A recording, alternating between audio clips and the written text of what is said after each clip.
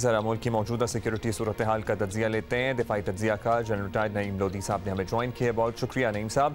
नईम साहब, Pakistan stock exchange पर बड़ा दहशतगर्द हमला हुआ है। सिक्योरिटी फोर्सेस की बरवक्त कार्रवाई, पुलिस की बरवक्त कार्रवाई से यह हमला नाकाम हुआ। ये वारदात बताती है कि दुश्मन एक बार फिर पाकिस्तान को दहशतगर्दी की जद पे लाना चाहता है, और एक नहीं है, पिछले कुछ माह में हमने देखा, कुछ हफ्तों में हमने देखा, इसके अलावा भी वाकयात हुए हैं छोटे छोटे।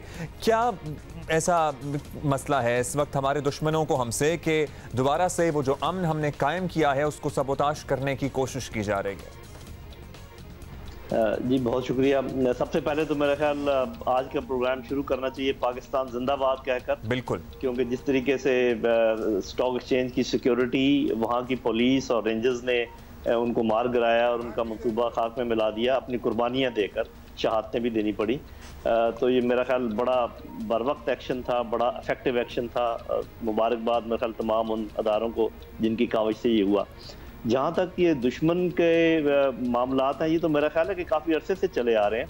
ये कुलभूषण साहब यहाँ पर क्या कर रहे थे, वो जो आपने सुना होगा टीवी के ऊपर मेजर गौरेव, जिसने कहा कि हम बलूचिस्तान BLA को सपोर्ट करते हैं और उनको हर किस्म की मदद देते हैं, और फिर उनके तो वज़ीर आज़म साहब ने ये बात कही है कि हम गिलगित बल्तिस्तान पे हमला करेंगे और वहाँ पे ये काम करेंगे।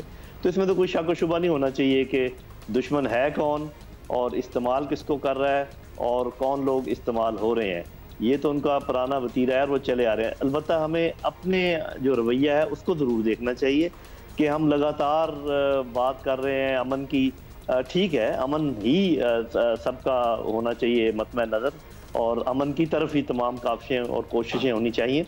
लेकिन जब आपको यकीन हो जाए कि आपके ऊपर जंग थोप दी गई है, उसके बाद अमन अमन की रट लगाना जो है वो बड़ा बेजा नजर आता है। अच्छा जनरल साहब, ये फरमाइएगा कि कार्रवाई नाकाम बनाना तो अपने तौर एक बहुत ही ज़बरदस्त कारनामा है और हम भी खराज तहसीन पेश कर रहे हैं, इनफैक्ट सलूट कर रहे हैं। लेकिन साथ ये सवाल भी है कि असलहे से भरी गाड़ी शहर में थी, हसास मकामात तक पहुंची, ज़ाहिर है बड़ी अहम और भी तनसीबात हैं, आया चंद्रगढ़ रोड कराची पे, फिर इसके पीछे कहीं प्लानिंग भी हुई होगी। तो इंटेलिजेंस नेटवर्क क्या हमें इम्प्रूव करने की ज़रूरत है? इसमें तो कोई शक शुबे की गुंजाइश ही नहीं कि हमेशा वो जैसे कहते हैं ना, रूम फॉर इम्प्रूवमेंट रहता है।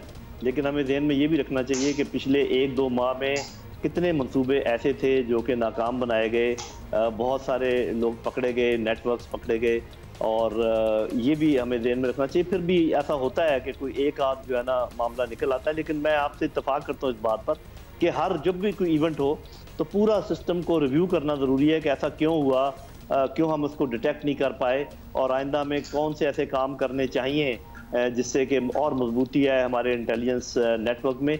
इसमें तो कोई दूसरी राय नहीं है, आप दुरुस्त कह रहे हैं। There is room of improvement. लेकिन फिर भी जो कल हुआ, जिस तरह से हमारी सिक्योरिटी फोर्सेस, हमारे पर्टिकुलरली सिंध पुलिस के कमांडोज, उनके जवानों, और जो PSX का अपना पर्सनल सिक्योरिटी अमला था, जो सिक्योरिटी गार्ड्स थे, उन्होंने शहादतें देकर एक बहुत बड़े नुकसान से मुल्क को बचा लिया। और सबसे इंटरेस्टिंग बात यह है कि बाहर ये सब कुछ हो रहा था और अंदर जो कारोबार है, जो ट्रेडिंग है, वो अपने बिल्कुल मामूल के मुताबिक जारी रही है।